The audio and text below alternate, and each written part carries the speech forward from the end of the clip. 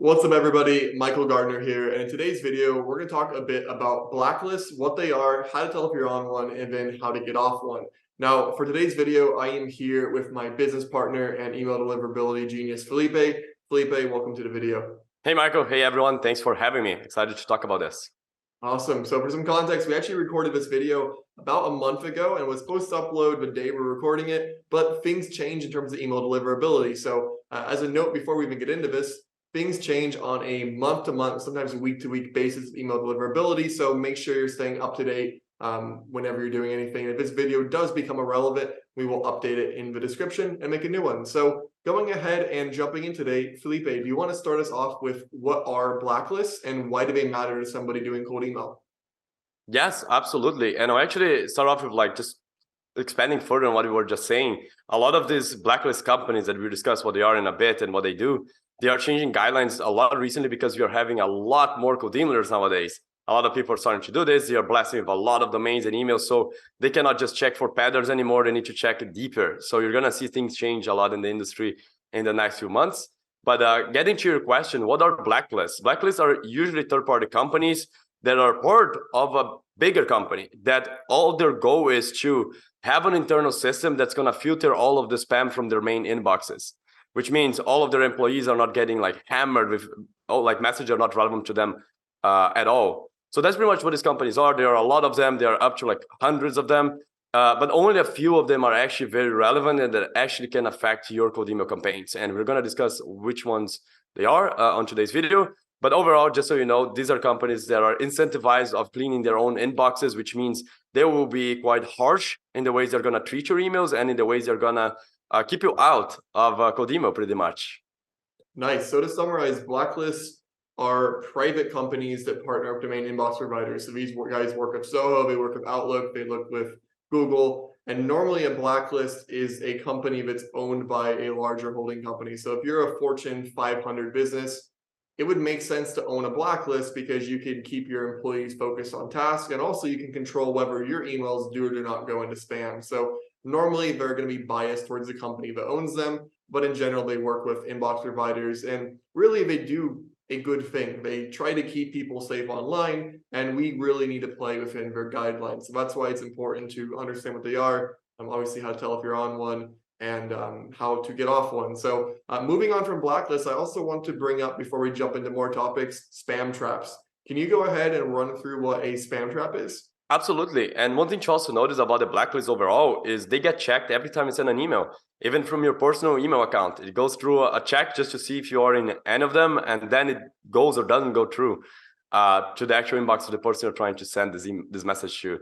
Now, spam traps is one of the methods these blacklist owners or companies use to find you pretty much.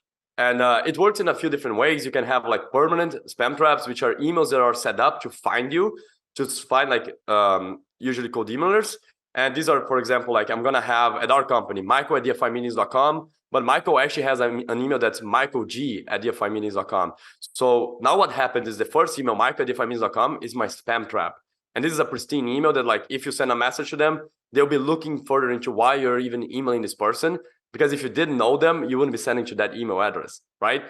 Now, another way you could have a spam trap is usually happens to, let's say, personal emails, is when you have an account that was always active. So let's say I had felipe@gmail.com and it was my main email address. Now I started a company and now I have, let's say, felipe@company.com. What happens is if I'm not using my personal email anymore, it will be turned into a spam trap, which this blacklist, they will be monitoring to see if you're messaging them still. And if there is no engagement, it's pretty much, hey, you should be messaging them. We're going to blacklist you. So we'll discuss also how to avoid spam traps, but overall it's something very good for you to know. And for everyone that's in a saturated industry, you may want to know that a lot of owners, because they get spammed so much, what they are doing is they are setting up their email addresses to forward all new incoming messages directly into spam, and they're moving their main email address to a different address. So what pretty much that is doing is just putting everyone to be checked. So we really want to be checking for emails that never got engagement or they're just not being used anymore. And overall, just knowing saturated industries, that's something that happens quite a bit. Nice. Well, thank you for the explanation. Now, do you want to start with going more in depth on spam filters, or do you want to jump right into how to check if you are on a blacklist and then go to spam filters after? Yeah, I can actually tie both of them together. So real quick on spam filters, the things you want to be considering. How do you trigger a blacklist aside from spam traps, which is emailing emails you weren't supposed to be emailing? Would be if you have spam words, such as you're using like free, you're using call. There are lists out there that show like all of the updated spam words that get checked. So if you're sending those, you're gonna get checked, and that can result in a blacklist. Another thing that's very common is over sending volume, which pretty much what that causes, just to explain, is let's say you send 100 emails per day, which is a bit above of what you should be sending overall. If 2 people report your spam the same day, you're immediately into one of the blacklists. So your overall volume matters, and your overall reply rate in your account matters. So there are a lot of things that are gonna be affecting you. One that's very common is bounces. If you're bouncing more than, let's say, 3% on your overall list, you're gonna get checked, because there is no reason why you should be talking to people that don't exist. So this would be for hard bounces, for email addresses that don't exist, which is why it's important for you to have good list hygiene. Now, let's discuss how do you figure out if you're in a blacklist, and how do you know like if your emails are even like landing on primary inboxes. So I'm gonna go ahead, share my screen, and show you a process that we can apply here. So let me just get it ready here. Should be good to go. This is one example of a blacklist, which is called Spam Cop. This is a very harsh one. If you do happen to be inside this one, we'll talk about like potentially not even trying to get out and just getting new email addresses, but that's a topic for later on in the video. But just for now, these are like a few big ones: Spam Cop, Spam House. And the way to check if you are in one of them is you can send an email to yourself through the main account that you want to be testing. Let's say you have let's say michael@yafamiles.com. You're going to message michael@gmail.com. And you will open that email. So I'm going to show you, open the email like this, go to the show original message. And what you want to be doing is you want to copy the entire message. You click here on copy to clipboard. And we're going to come into 2 tools. Number one is going to be this one by ActiveCampaign. It's called Postmark. We're going to paste the message, and we're going to check the score. And this is going to indicate a few things.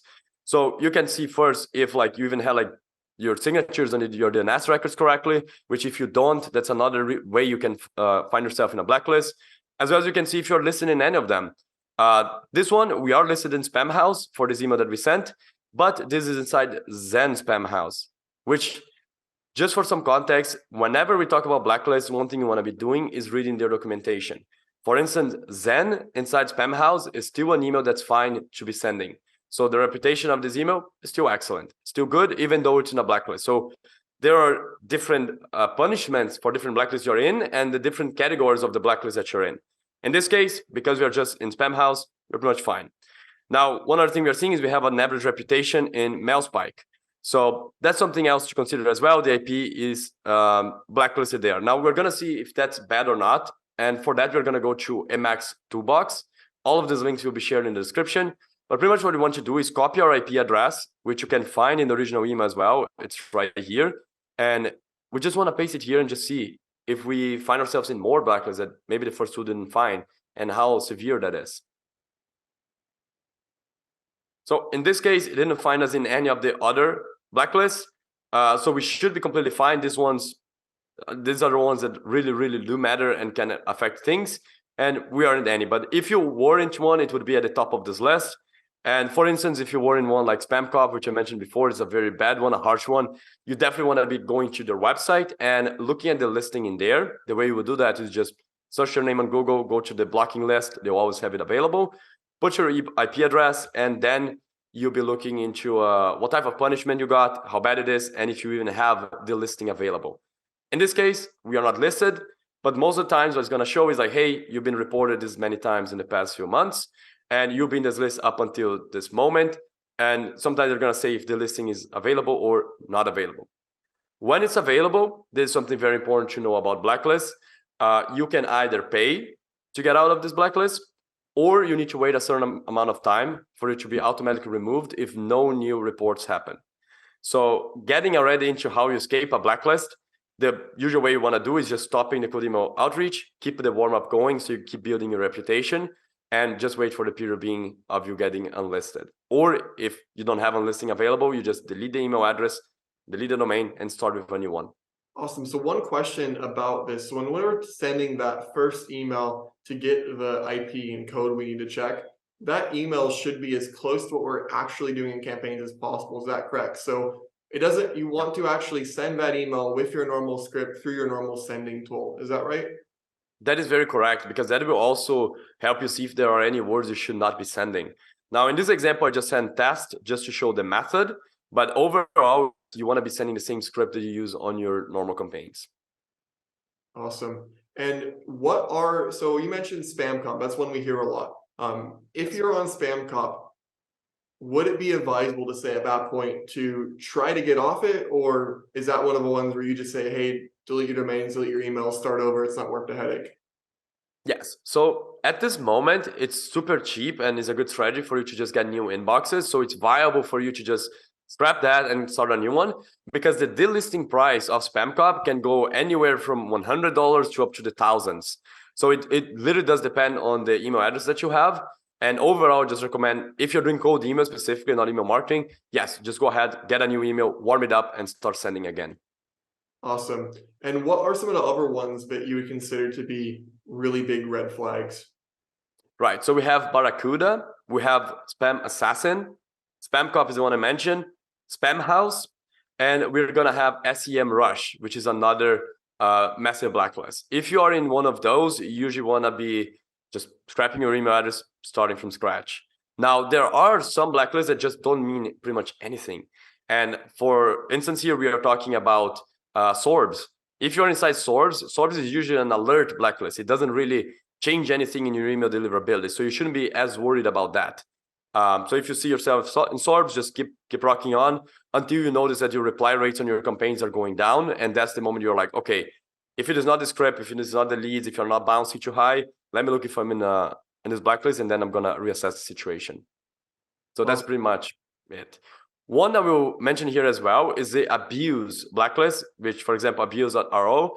The way it works is this means someone went ahead and they took your IP manually and reported you. And if that did happen to you, this pretty much means that your message is probably very off-putting.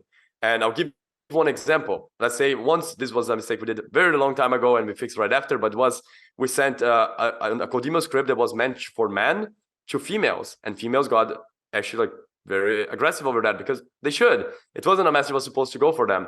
And then they got a lot of reports into sites such as abuse and so forth, which once you get into those, you pretty much need to delete all of the domains. There is no escaping, because people went manually in and proved that you're cold emailer and that you're sending spam. Now, before we get on to the ending portion of the video, is there anything else that you think people should know about blacklists, avoiding spam, or do you think that covers most of the main bases? That cover all of the basics. Overall, what you want to be thinking when you are assessing this type of situation is, are my reply rates going down? If so, then I check a blacklist. If I am in a bad one, I just delete and restart the process. Delete the email domains and buy new ones and warm them up again. Now, if you are very deep into Codema and you want to get geeky about this, which is fun, you can go ahead and read the documentations of all of the blacklists, and you're going to find that different blacklists look for different things. For instance, if we look at Spam House, the way they judge spam is by two things, and it needs to be those two things at the same time. It cannot be only one and not the other, which is you're sending messages in bulk and they are unsolicited. Now, here's how you start getting around blacklists. You look like what does bulk mean to them? And one of the things that it could mean is you're sending through too many different email addresses at the same time, the same message. So how do you get around that? Maybe you have campaigns that send at different days, different scripts, different type of people. So now you're only hitting one of the criteria, which is you're sending unsolicited messages. Now you're out of Spam House. So reading documentation of this blacklist is usually very advisable if you want to get deep into this, and avoid them overall. But if you're sending like all of the principles, and these are things that Mike already covered in the channel, if you're just sending a good volume, sending a good message, sending a good list, you're validating the list, you should be fine. And at that point, you just judge reply rates and you just keep rotating inboxes. So. Awesome. Well, Felipe, I appreciate you hopping on the channel and going over this. We'll have the links down below to the tools that we've referenced. And if you do want help getting your email out of spam, if that is an issue, me and Felipe have recently launched a new consulting business where we're helping companies get off these blacklists and properly manage email health. Obviously, for the average person, reading through documentations of 20 different blacklists unless they're extremely interested, is probably more than they're going to do. So if you do want help having this handled for you, we have set up a new company called emaildelivery.io. There'll be also a link down there to talk to Felipe or I about what it can look like to make sure that you can focus on your creative parts of your campaign, your sales process, and not have to worry about email delivery really. So as a final sign off, thanks again, Felipe, for coming on, and we'll see everybody in the next video. Thanks for having me. Have a good one, guys.